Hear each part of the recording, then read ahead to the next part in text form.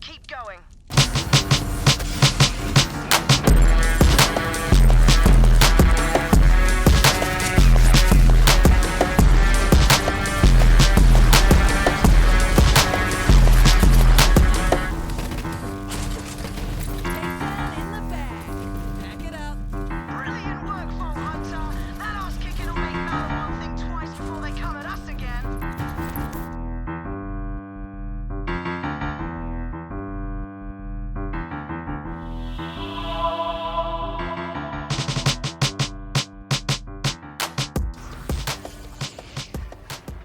My fellow Vault Hunters, this is Kantrama bringing to you another level 72 destroy all content, make Trunk quit his job, make Grave Ward change his name build. This is the Psychoqueen Moze. I wanted to build this Moze to see how the consecutive hits anoint was affected by the most recent patch. It brought you global damage. Global meaning as this damage increased, all other damages that you did also increased. They nerfed it from 200% down to 100%. Just because they nerfed it, it does not mean that it does not operate. Okay? The same with the 150-90 anointment, which you currently see before you when I use the yellow cake. It still goes burr.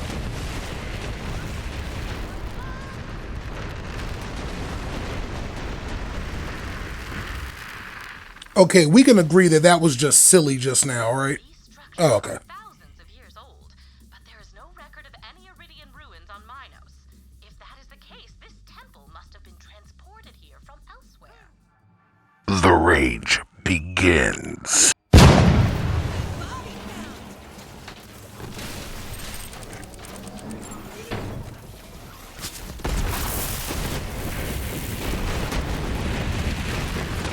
Now, as I've stated, the yellow cake is currently using 150-90. How does this highlight the consecutive hits? The guns that have that anointment are the Globetrotters that I have in my build and the Gargoyle. Because the Globetrotter follows the gravity of the place that you're at, meaning if you're on Pandora as opposed to Skywell, you will change the gravity of the bullets, which you will see shortly.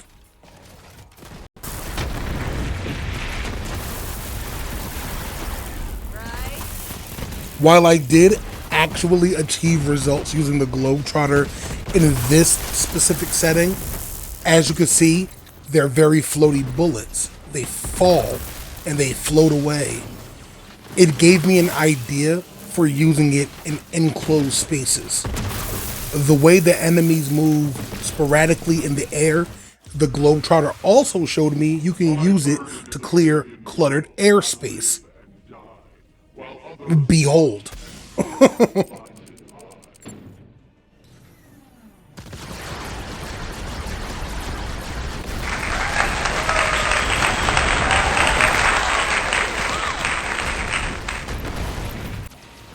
From this point forward, you're going to see some of the tricks I use in order to survive at the Guardian Takedown, like using the side walls so I don't have to worry about falling down below or getting knocked off of the bridge.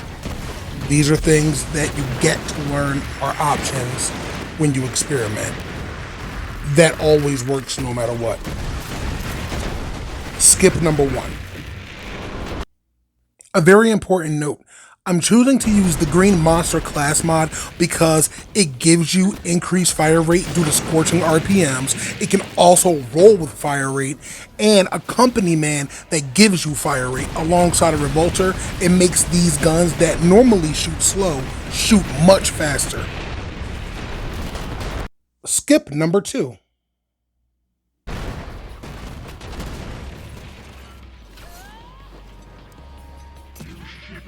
Protest the flame with words of peace. Come then to burn to meet a coward's end.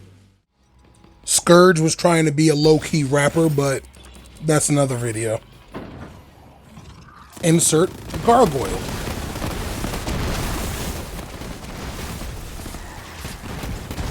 Hilarious.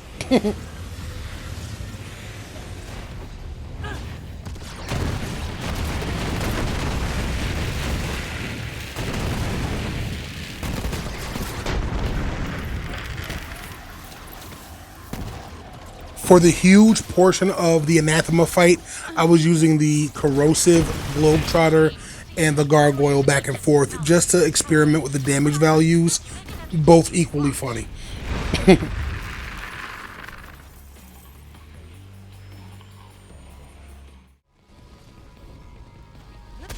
For this next section, you can't be afraid to go down, and even if you go down, you gotta know that you're still able to do skip number 3.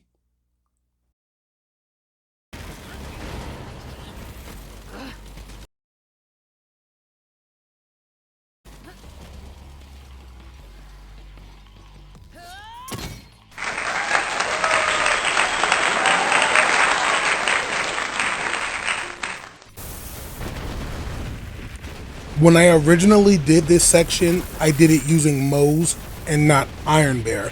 The reason why is so that people can see that you can still be safe even if you don't use Iron Bear. That was all this part was for. I want people to also have a proper metric for how effective this build is. Going to Athenas, even the Maliwan takedown, regardless of difficulty, the enemies are too easy and they're not as annoying. You don't really know what your build can do until you're put in a situation where you have to challenge your safety. And this is that situation. And as you can see, it does very well for mobbing, period. With the skill tree setup for this build, feel free to use Iron Bear with those railguns to splinter the electricity against all of these enemies that have excess shield. It works wonders. This upcoming part, take this as a moment to breathe, give yourself a little personal intermission. I'm going to take this time to give a special shout out to the Angelic and Beastly Creatures Discord. The link to their Discord will be in the description down below. Thank you very much. Now that the intermission is over, this is skip number 4. You gotta have some level of bravery for this one. Yikes.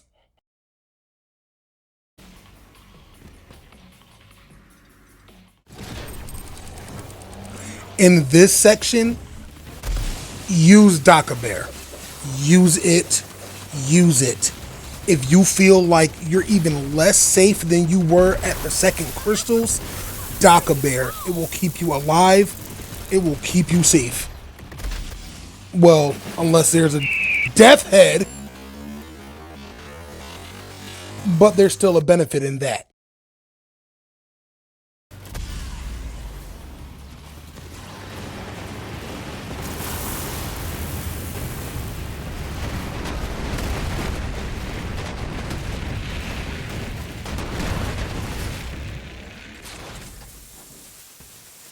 And now, last but not least, on to the boss fight.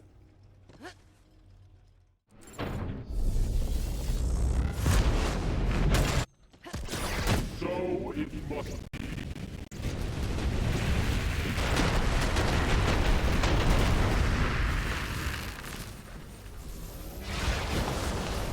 For those that do not know, a major component to beating Scourge, you can literally let him kill himself. Just like I showed you in this video. And you know it's true takedown because there's 4 diadems. Anything less than 4 is not true. Always remember that.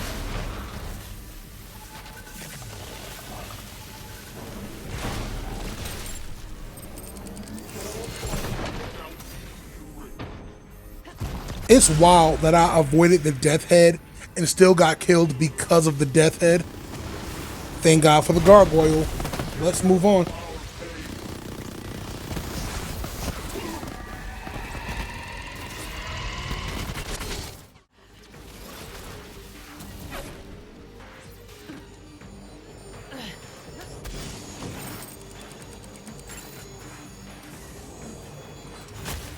In this situation, I should have used the Globetrotter to rock his body at that moment.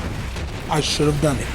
But I chose the yellow cake as an experiment to see how 150-90 would have worked in this situation. It didn't, but consecutive hits did.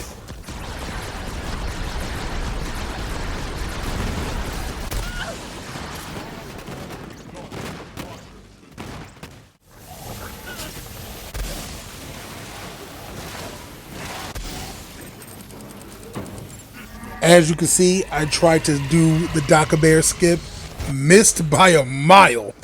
If you can get inside of Daka Bear before you're teleported, you'll end up back in the same room as Scourge, so you don't have to do the teleported mobbing sections during the Scourge fight.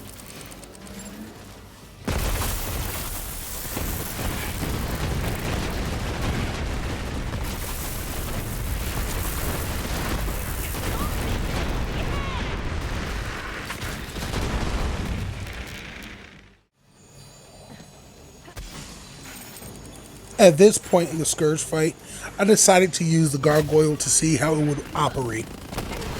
It's really good, especially when it's backed up by the shock damage from the Revolter. Not to mention Iron Bear's railguns. It's a great feeling. A few keynotes about this build. In the green tree, I opted to use Specialist Bear and Daka Bear in order to increase the damage output of Iron Bear when you're in control of him or when you need a breather. Number 2, I opted to use more cooldown instead of grenade utility in this tree. That means no Vampire, no to the last, only 1 point and pull the Holy Pin. This is not a grenade build. You don't require grenade use except to activate the anointment on grenade throw. You get an extra 25% weapon, action damage, and grenade damage. That's it. That's all. Number 3, the orange tree, pretty standard, but the purple tree, most people would opt into biofuel.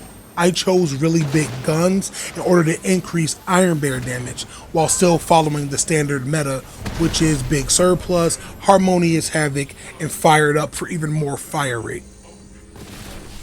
These points help unfold this build to be as fun and as crazy as it is. Now this is the proper metric for showing off a build. Psychoqueen Moze. In the next few moments, you get to see the build in full.